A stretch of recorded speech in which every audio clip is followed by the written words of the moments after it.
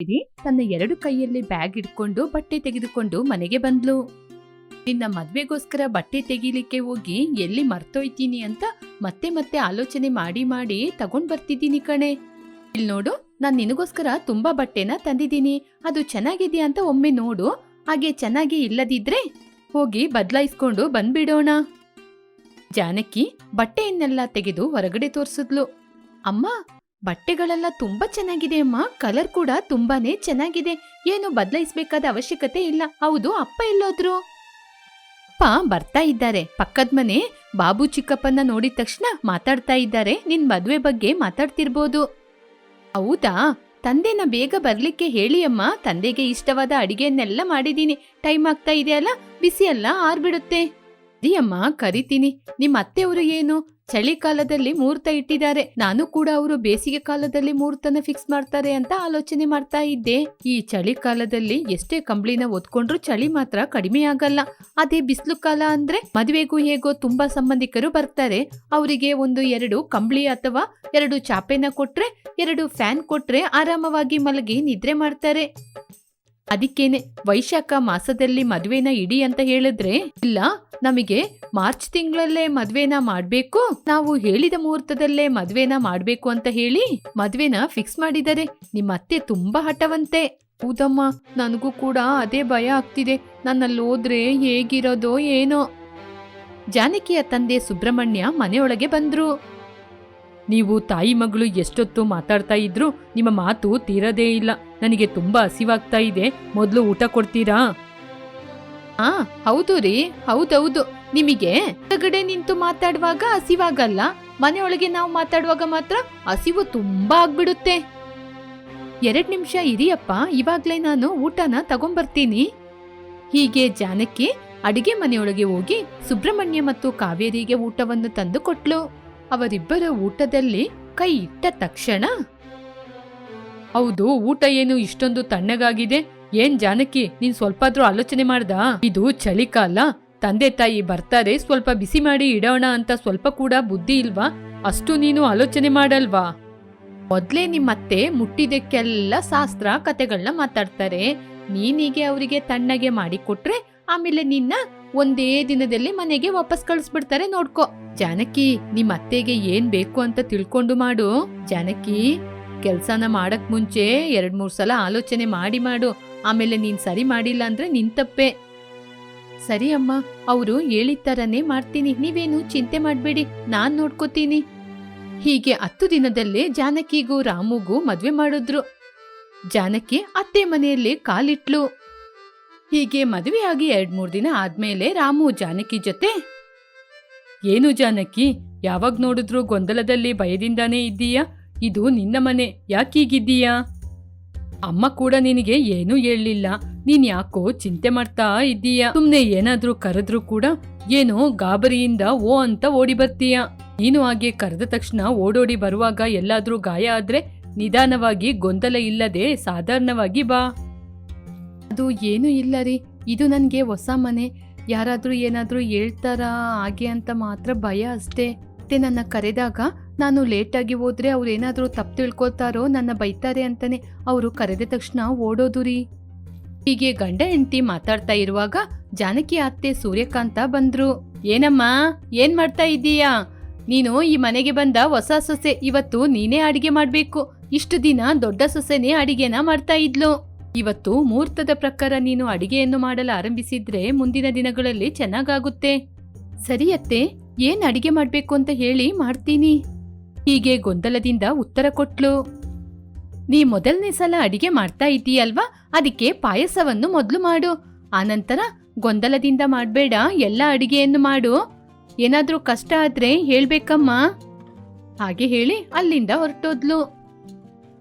ಆದ್ರೆ ಜಾನಕಿ ಭಯದಿಂದ ಗೊಂದಲದಿಂದ ಎಲ್ಲ ಅಡುಗೆಯನ್ನು ಮಾಡಿ ಮುಗಿಸಿ, ಪಾಯಸವನ್ನು ಕೂಡ ಮಾಡಿ ಮುಗಿಸಿ, ಆ ಗೊಂದಲದಿಂದಾನೇ ಹಾಟ್ ಬಾಕ್ಸ್ ಅಲ್ಲಿ ಕೂಡ ಹಾಕದೆ ಹಾಗೇನೆ ಇಟ್ಟು, ಅಡುಗೆ ಮನೆಯಲ್ಲೆಲ್ಲ ಹಾಕಿದ ಹಾಗೇನೆ ಇದ್ದ ಹಾಗೆ ಅವಳು ತುಂಬಾ ಟಯರ್ಡ್ ಆಗಿದೆ ಅಂತ ಅವಳ ಬೆಡ್ರೂಮಿಗೆ ಹೋಗಿ ಮಲಗಿ ಸ್ವಲ್ಪ ಹೊತ್ತು ನಿದ್ರೆ ಮಾಡಿದ್ಲು. ಅಡಿಗೆ ಎಲ್ಲ ಆಯ್ತಮ್ಮ, ಬೇಗ ಊಟ ತಂದು ಕೊಡು, ಹಸಿವಾಗ್ತಿದೆ. ಜಾನಕಿ ಗೊಂದಲದಿಂದ ಎದ್ದು ಬಂದು ಊಟನ ಕೊಟ್ಲು. ಏನಮ್ಮ, ಅಡುಗೆ ಇಷ್ಟೊಂದು ತಣ್ಣಗಾಗಿದೆ, ಅಡಿಗೆ ಮಾಡಿದ ನಂತರ ಹಾಟ್ ಬಾಕ್ಸ್ ಅಲ್ಲಿ ಹಾಕ್ಲಿಲ್ವಾ? ಯಾಕಮ್ಮ ಮರ್ತೋಯ್ತಾ? ಇದು ಚಳಿಕಾಲ ಅಲ್ವಾ, ಬಿಸಿ ಬಿಸಿಯಾಗಿ ಊಟ ಮಾಡ್ಬೇಕು ಅಂತ ಎಲ್ರಿಗೂ ಅನ್ಸುತ್ತೆ. ಚಳಿಕಾಲದಲ್ಲಿ ಹೀಗೆ ತಿನ್ಲಿಕ್ಕೆ ಆಗುತ್ತಾ? ನನ್ನನ್ನು ಕ್ಷಮಿಸಿ ಅತ್ತೆ, ನಾನೇ ಗೊಂದಲದಿಂದ ಅಡಿಗೆ ಮಾಡ್ದೆ ಅಲ್ವಾ, ಹಾಗೆ ಮರ್ತ್ಬಿಟ್ಟಿದ್ದೀನಿ. ಇನ್ಮುಂದೆ ಹಾಗೆ ಮಾಡೋದಿಲ್ಲ, ಹಾಟ್ ಬಾಕ್ಸ್ ಅಲ್ಲಿ ಹಾಕಿ ಇಡ್ತೀನಿ. ನಾಳೆ ಇದೇ ಬೀದಿಯಲ್ಲಿರುವ ನನ್ನ ಫ್ರೆಂಡ್ಸ್ ಎಲ್ಲ ನಮ್ಮ ಮನೆಗೆ ಊಟಕ್ಕೆ ಬರ್ತಾ ಇದ್ದಾರೆ. ಅವರಿಗೆ ಈ ರೀತಿ ತಣ್ಣಗೆ ಅಡಿಗೆ ಮಾಡಿ ಕೊಡ್ಬೇಡ. ನನ್ ಮಗನಿಗೆ ಮದ್ವೆ ಆದ್ರೆ ಪಾರ್ಟಿ ಕೊಡ್ತೀನಿ ಅಂತ ಹೇಳಿದೀನಿ. ಅದು ಕೂಡ ನಿನ್ನ ಕೈಯಾರೆ ಅಡಿಗೆ ಮಾಡಿಸಿ ಕೊಡ್ತೀನಿ ಅಂತ ಹೇಳಿದೀನಿ. ಹೀಗೆ ಮಾತಾಡ್ತಾ ಇರುವಾಗ ರಾಮು ಬಂದ. ಏನಮ್ಮ ಪಾರ್ಟಿ ಅಂತ ಏನೋ ಹೇಳ್ತಾ ಇದ್ದೀರಾ? ಅದ್ ಏನು ಅಂತ ನೀವು ಸರಿಯಾಗಿ ಹೇಳಿದ್ರೆ ನನ್ನ ಫ್ರೆಂಡ್ಸ್ನ ಕೂಡ ಮನೆಗೆ ಕರೆಸ್ತೀನಿ. ಅವರು ಕೂಡ ಪಾರ್ಟಿ ಕೊಡು ಕೊಡು ಅಂತ ನನ್ನ ಆಫೀಸಲ್ಲಿ ಜೀವ ತಿಂತಿದ್ದಾರೆ. ನಾನೇನೋ ನನ್ನ ಫ್ರೆಂಡ್ಸ್ಗೆ ಊಟ ಕೊಡೋಣ ಅಂತ ಆಲೋಚನೆ ಮಾಡಿದೆ. ನೀನೇನೋ ನಿನ್ನ ಫ್ರೆಂಡ್ಸ್ನೆಲ್ಲ ಕರ್ಕೊಂಬರ್ತೀನಿ ಅಂತ ಹೇಳ್ತಾ ಇದ್ದೀಯಾ? ಪಾಪ ಕಣೋ, ಅವಳೊಬ್ಳಿಂದ ಅಡಿಗೆ ಮಾಡಕ್ಕಾಗುತ್ತಾ? ಏನ್ ಹೇಳಿದ್ರು ಮಧ್ಯ ಮಧ್ಯ ಬಂದು ಸೇರ್ಕೋತಾನೆ. ಅಮ್ಮ, ಫ್ರೆಂಡ್ಸ್ ಅಂದ್ರೆ 10 ಮಂದಿ ಅಲ್ಲ, ಇಬ್ರೇ ಕಣಮ್ಮ. ಅವರು ಕೂಡ ನನ್ನ ಜೊತೆ ಆಫೀಸಲ್ಲಿ ಕೆಲಸ ಮಾಡುವವರು. ನಾನು ಮಧ್ಯಾಹ್ನ ಊಟ ಟಿಫಿನ್ ತೆರೆದ್ರೆ ನಿನ್ನ ಹೆಂಡ್ತಿ ಮಾಡಿದ ಅಡಿಗೆನ ಅಂತ ಕೇಳ್ತಾ ಕೇಳ್ತಾ ಜೀವ ತಿಂತಾರೆ. ಅದಕ್ಕೆ ಕೇಳ್ದೆ. ಸರಿಯಪ್ಪ, ಹಾಗಾದ್ರೆ ನನ್ನ ಫ್ರೆಂಡ್ಸ್ 4 ಜನ ಇದ್ದಾರೆ, ನಿನ್ ಫ್ರೆಂಡ್ಸ್ ಇಬ್ರೇ ತಾನೆ? ಹಾಗಾದ್ರೆ 6 ಜನ. ನನ್ನ ಸೊಸೆಗೆ ನಾನು ಕೂಡ ಸ್ವಲ್ಪ ಸಹಾಯ ಮಾಡ್ತೀನಿ. ಅಯ್ಯೋ ಪರವಾಗಿಲ್ಲತ್ತೆ, 6 ಜನ ತಾನೆ, 6 ಜನಕ್ಕೆ ನಾನೇ ಅಡಿಗೆ ಮಾಡ್ಬಿಡ್ತೀನಿ. ಅದೆಲ್ಲ ನನಗೇನು ಕಷ್ಟ ಇಲ್ಲ. ಬಂದವ್ರ ಜೊತೆ ನೀವು ಕೂತ್ಕೊಂಡು ಆರಾಮವಾಗಿ ಮಾತಾಡ್ಕೊಂಡು ರೆಸ್ಟ್ ಮಾಡಿ. ಸರಿ ಕಣಮ್ಮ, ಏನಾದ್ರೂ ಕಷ್ಟ ಇದ್ರೆ ನನ್ನನ್ನು ಕರಿ. ಇನ್ನೊಂದು ಮುಖ್ಯವಾದ ವಿಷಯ, ಅಡುಗೆ ಆದ ತಕ್ಷಣ ಹಾಟ್ ಬಾಕ್ಸಿಗೆ ಹಾಕಿಟ್ಬಿಡು. ಆವಾಗ ಅಡುಗೆ ಬಿಸಿ ಬಿಸಿಯಾಗಿರುತ್ತೆ. ಸರಿ ಅತ್ತೆ. ಸರಿ ಅಂತ ಹೇಳಿ ಎಲ್ಲ ಅಡುಗೆಯನ್ನು ತುಂಬಾ ಚೆನ್ನಾಗಿ ಮಾಡಿದ್ಲು. ಅಡುಗೆ ಮಾಡಿದ ನಂತರ, ಅಯ್ಯೋ ಈ ಹಾಟ್ ಬಾಕ್ಸ್ ಎಲ್ಲಿದೆ ಅಂತ ನನಗೆ ಗೊತ್ತಿಲ್ವೇ? ಇವಾಗ ಅತ್ತೆ ಅವ್ರ ಫ್ರೆಂಡ್ಸ್ ಜೊತೆ ಮಾತಾಡ್ತಾ ಇರ್ತಾರೆ. ಅಡುಗೆ ಬೇರೆ ಬಿಸಿ ಎಲ್ಲ ಆರೋಗ್ಬಿಡುತ್ತೆ. ಆಮೇಲೆ ಅತ್ತೆ ನನ್ನ ಬೈತಾರೆ. ಇವಾಗ ಹೋಗಿ ಅವ್ರನ್ನ ಹೇಗೆ ಕರೆಯೋದು? ಇಲ್ಲೇನೋ ಬರ್ನರ್ಸ್ ಇದೆ, ಅದ್ರಲ್ಲೇ ಹಾಕಿ ಇಡ್ತೀನಿ. ಆವಾಗ ಊಟ ಮಾಡುವಾಗ ಕೂಡ ಬಿಸಿಯಾಗಿನೇ ಇರುತ್ತೆ. ಹಾಗೆ ಅಂತ ಹೇಳಿ ಅಲ್ಲೇ ಟೇಬಲ್ ಮೇಲೆ ಇದ್ದ ಎಲ್ಲ ಊಟವನ್ನು ಅಡಿಗೆಯನ್ನು ಬರ್ನರ್ಸಲ್ಲಿ ಹಾಕಿ ಇಟ್ಲು. ಅದು ಬಿಸಿ ಬಿಸಿಯಾಗಿನೇ ಇತ್ತು ಅಂತ ಅನ್ಕೊಂಡಿದ್ಲು. ಇವಾಗ ಫುಡ್ ತನ್ನಗೆ ಆಗೋದಿಲ್ಲ ಅಂತ ತುಂಬಾ ಬುದ್ಧಿವಂತಿಕೆಯಿಂದ ಆಲೋಚನೆ ಮಾಡಿದ್ಲು. ಅಬ್ಬಾ, ಇವಾಗ ಅತ್ತೆ ನನ್ನ ಬೈಯೋದಿಲ್ಲ. ಚಳಿ ಕಾಲದಲ್ಲಿ ತಣ್ಣಗೆ ಇರುವ ಊಟ ಕೊಟ್ಟೆ ಅಂತ ಕೂಡ ಬೈಯೋದಿಲ್ಲ. ಬಂದ ಜನ ಕೂಡ ನನ್ನ ಮೆಚ್ಕೋತಾರೆ. ಟೈಮ್ ಬೇರೆ ಆಗ್ತಾ ಇದೆ. ಅತ್ತೆಯವ್ರನ್ನ ಮತ್ತು ಬಂದ ಸಂಬಂಧಿಕರನ್ನ ಎಲ್ಲ ಕರೆದು ಊಟ ಕೊಡ್ಬೇಕು. ಇದನ್ನೆಲ್ಲ ತಗೊಂಡೋಗಿ ಇಡ್ಲಿಕ್ಕೆ ಡೈನಿಂಗ್ ಟೇಬಲ್ ಸಾಕಾಗಲ್ಲ. ಇವಾಗ ಏನ್ ಮಾಡೋದು? ಸರಿ, ಸ್ವಲ್ಪ ಅಡಿಗೆ ಇಲ್ಲೇ ಇರ್ಲಿ, ಸ್ವಲ್ಪ ಸ್ವಲ್ಪ ತಗೊಂಡೋಗಿ ಇಡೋಣ. ಆಗ ಇದು ಕೂಡ ತಣ್ಣಗಾಗಲ್ಲ. ಹೀಗೆ ಅತ್ತೆ ಮತ್ತು ಬಂದ ಫ್ರೆಂಡ್ಸ್ಗಳನ್ನ ಕರೀಲಿಕ್ಕೆ ಅಂತ ಹೋದ್ಲು. ಅವರೆಲ್ಲರೂ ಡೈನಿಂಗ್ ಟೇಬಲ್ ಅಲ್ಲಿರುವ ಬರ್ನರ್ಸ್ ನ ನೋಡಿ ಆಶ್ಚರ್ಯಪಟ್ರು. ಅತ್ತೆ ಬನ್ನಿ, ಅಡುಗೆ ಎಲ್ಲ ಮುಗೀತು. ಹಾಟ್ ಬಾಕ್ಸ್ ಅಲ್ಲಿ ಹಾಕಿದ್ರು ಕೂಡ ತಣ್ಣಗಾಗುತ್ತೆ ಅಲ್ವಾ? ಅದಕ್ಕೆ ಬರ್ನರ್ಸ್ ಅಲ್ಲಿ ಇಟ್ಟಿದ್ದೀನಿ. ಅವಾಗ ಯಾವಾಗ್ಲೂ ಬಿಸಿಯಾಗಿನೇ ಇರುತ್ತೆ. ಅಯ್ಯೋ ಬುದ್ಧಿವಂತಿಕೆ ಸೊಸೆ. ಇಲ್ಲಿ ನೋಡಮ್ಮ, ಬರ್ನರ್ಸ್ ಇಟ್ಟು ಡೈನಿಂಗ್ ಟೇಬಲ್ ಎಲ್ಲ ನೀನು ತುಂಬಿಸಿ ಇಟ್ಟಿದ್ರೆ ಬಂದವರೆಲ್ಲ ಎಲ್ಲಿ ಕೂತ್ಕೊಳ್ಳೋದು? ಈ ಬರ್ನರ್ಸ್ ಅಲ್ಲಿ ಹಾಕಿಡುವ ಐಡಿಯಾನ ನಿನ್ಗೆ ಯಾರು ಕೊಟ್ಟಿದ್ದು? ಮೊನ್ನೆ ನಾನು ಸೀರಿಯಲ್ ನೋಡ್ತಾ ಇರುವಾಗ ಅದ್ರಲ್ಲೊಂದು ಫಂಕ್ಷನ್ ಅಲ್ಲಿ ಕೂಡ ಹೀಗೆ ಬರ್ನರ್ಸ್ ಅಲ್ಲಿ ಊಟ ಹಾಕಿ ಕೊಡ್ತಾ ಇದ್ರತ್ತೆ. ಅದನ್ನ ನೋಡ್ದೆ. ಐಡಿಯಾ ಚೆನ್ನಾಗಿದೆ. ಚಳಿಕಾಲದಲ್ಲಿ ಇದು ಬಿಸಿಯಾಗಿರುತ್ತೆ ಅಂತಾನೆ ಹೀಗೆ ಮಾಡ್ದೆ. ನೀವು ಹಾಟ್ ಬಾಕ್ಸ್ ಎಲ್ಲಿಟ್ಟಿದ್ದೀರಿ ಅಂತ ನನಗೆ ಗೊತ್ತಿಲ್ಲ ಅತ್ತೆ. ಹಾಟ್ ಬಾಕ್ಸ್ ಕಾಣೋದಿಲ್ಲ ಅಂದ್ರೆ ನನ್ನ ಬಂದು ಕೇಳ್ಬೇಕಲ್ವಾ ಅತ್ತೆ ಎಲ್ಲಿದೆ ಅಂತ? ಹೀಗೆ ಡೈನಿಂಗ್ ಟೇಬಲ್ ಮೊತ್ತ ಹೀಗೆ ಇಟ್ರೆ ಬಂದವ್ರು ಎಲ್ಲಿ ಕೂತ್ಕೊಳ್ಳೋದು? ಮಾಡೋದೇನೋ ನೀನ್ ಮಾಡಿದೀಯಾ. ಅದ್ರಲ್ಲೂ ಈ ಬರ್ನರ್ಸ್ ಐಡಿಯಾ ನನಗೆ ತುಂಬಾನೇ ಇಷ್ಟ ಆಯ್ತು. ಇವಾಗ ನಾನು ಎಲ್ಲರೂ ಕೆಳಗೆ ಕೂತ್ಕೊಂಡು ಊಟ ಮಾಡ್ಲಿಕ್ಕೆ ರೆಡಿ ಮಾಡ್ತೀನಿ. ಆಮೇಲೆ ಊಟ ಮಾಡೋಣ. ಎಲ್ಲರೂ ಒಂದೇ ಜಾಗದಲ್ಲಿ ಕೂತು ತಿನ್ನೋಣ. ಎಲ್ಲ ದೂರ ದೂರ ಕೂತ್ಕೊಂಡು ತಿನ್ಲಿಕ್ಕೆ ಎಲ್ಲರೂ ಒಂದೇ ಜಾಗದಲ್ಲಿ ಕೂತು ಬಿಂದು ಭೋಜನದಂಗೆ ಊಟ ಮಾಡಿದ್ರೆ ನೋಡ್ಲಿಕ್ಕೂ ಸಂತೋಷ ಆಗುತ್ತೆ. ಹೋಗು ಜಾನಕಿ, ಪ್ಲೇಟ್ ತಗೊಂಬಾ. ಜಾನಕಿ ಪ್ಲೇಟ್ನ ತಂದ್ಕೊಟ್ಮೇಲೆ ಎಲ್ಲರೂ ಸಂತೋಷದಿಂದ ಕೆಳಗೆ ಕೂತು ಊಟ ಮಾಡಿ ಅವರವರ ಮನೆಗೆ ಹೊರಟು ಹೋದ್ರು. ಒಂದು ದಿನ ರೋಜಾ ಮತ್ತು ಪ್ರಸಾದ್ ಪಟ್ಟಣಕ್ಕೆ ಸುತ್ತೋಣ ಅಂತ ಹೋಗಿದ್ರು. ಹೇಗೋ ಪಟ್ಟಣಕ್ಕೆ ಬಂದಿದೀವಲ್ವಾ, ಸಿನಿಮಾಕ್ಕೆ ಹೋಗೋಣ. ನಾವು ಬಂದಿರೋದೇ ಸುತ್ತಕ್ಕೆ, ಅಷ್ಟು ಮಾತ್ರಕ್ಕೆ ಹೋಗದಿದ್ರೆ ಹೇಗೆ? ಸಿನಿಮಾ ನೋಡಿ ಹೊರಗಡೆ ಬಂದ ಮೇಲೆ, ಸಿನಿಮಾ ತುಂಬಾ ಚೆನ್ನಾಗಿತ್ತಲ್ವಾ ರೀ? ನಮ್ಮ ಮನೆಯಲ್ಲಿರೋರ್ನ ಕೂಡ ಕರ್ಕೊಂಬಂದಿರ್ಬೇಕು. ಎಲ್ಲರನ್ನ ಕರ್ಕೊಂಬಂದ್ ಎಷ್ಟು ದಿನ ಆಯ್ತು? ಹೌದೌದು, ನಿಮ್ಮಪ್ಪ ಹಣ ಕೊಟ್ಟಿದ್ದಾರೆ ಅಲ್ವಾ ಎಲ್ರನ್ನ ಕರ್ಕೊಂಬರ್ಲಿಕ್ಕೆ. ಅವ್ರನ್ನೆಲ್ಲ ಯಾವಾಗ ಕರ್ಕೊಂಡೋಗ್ಬೇಕು ಅಂತ ನನಗ್ ಚೆನ್ನಾಗ್ ಗೊತ್ತು. ನಮ್ ತಂದೆ ನಿಮ್ನ ನೋಡದಿದ್ರೆ ನೀವು ಇಷ್ಟು ಕೂಡ ನನ್ನನ್ನು ನೋಡೋದಿಲ್ಲ ರೀ. ರೀ, ನನಗೆ ತುಂಬಾ ಹಸಿವಾಗ್ತಿದೆ, ಊಟ ಮಾಡ್ಲಿಕ್ಕೆ ಹೋಗೋಣ? ನನಗ್ ಕೂಡ ತುಂಬಾ ಹಸಿವಾಗ್ತಿದೆ, ಏನಾದ್ರೂ ಊಟ ಮಾಡೋಣ. ಹಾಗೆ ಹೇಳಿ ಒಂದು ಶವರ್ಮ ಗಾಡಿ ಹತ್ರ ಬಂದ್ರು. ಇದೇನು ವೆರೈಟಿ ಆಗಿದೆ ರೀ, ತಿನ್ನೋಣ? ಅಣ್ಣ, ಇದೇನು ನೋಡ್ಲಿಕ್ಕೆ ತುಂಬಾ ಚೆನ್ನಾಗಿದೆ. ಇದ್ನ ಶವರ್ಮ ಅಂತಾರೆ, ಇದು ತುಂಬಾನೇ ಚೆನ್ನಾಗಿರುತ್ತೆ. ಹಾಗಾದ್ರೆ ಒಂದ್ ಕೊಡಿ. ಇಷ್ಟಕ್ಕೂ ಏನ್ ಬೇಕು ಅಂತೀರಾ, ವೆಜ್ಜಾ ನಾನ್ ವೆಜ್ಜಾ? ಏನಣ್ಣ, ಇದ್ರಲ್ಲಿ ಎಷ್ಟು ವೆರೈಟಿ ಇದೆ? ನಾನು ಒಟ್ಟು 11 ವೆರೈಟಿ ನನ್ ಗಾಡಿಯಲ್ಲಿ ಮಾರ್ತೀನಿ. ಇದನ್ನೆಲ್ಲ ಪಕ್ಕದಲ್ಲೇ ಇದ್ದು ಪ್ರಸಾದ್ ಕೇಳ್ಕೊಳ್ತಾ ಇದ್ದ. ಇದೆಲ್ಲ ನಿನ್ಗೆ ಯಾಕೇನೆ? ನಿನ್ಗೆ ಏನ್ ಬೇಕೋ ಅದನ್ನು ತೆಗೆದುಕೊಂಡು ತಿನ್ಬೋದಲ್ವಾ? ರೋಜಾ ಅವಳಿಗೆ ಬೇಕಾದ ಶವರ್ಮ ತಿಂದು ಶವರ್ಮ ಮಾಡುವವನ ಬಳಿ ಶವರ್ಮನ ಹೇಗೆ ಮಾಡೋದು ಅಂತ ಕೇಳಿ ತಿಳ್ಕೊಂಡ್ ಬಂದ್ಲು. ಅತ್ತೆ, ನಾವಿವತ್ತು ಪಟ್ನಕ್ಕೆ ಹೋಗಿದ್ದೋ ಅಲ್ವಾ, ಅಲ್ಲಿ ಶವರ್ಮ ಅಂತ ಒಂದು ವಸ್ತು ತಿಂದೋ, ತುಂಬಾ ಚೆನ್ನಾಗಿತ್ತು. ಸಂತೋಷವಾಗಿ ಹೋಗಿ ಬಂದ್ರಲ್ವಾ, ಅಷ್ಟು ಸಾಕಮ್ಮ.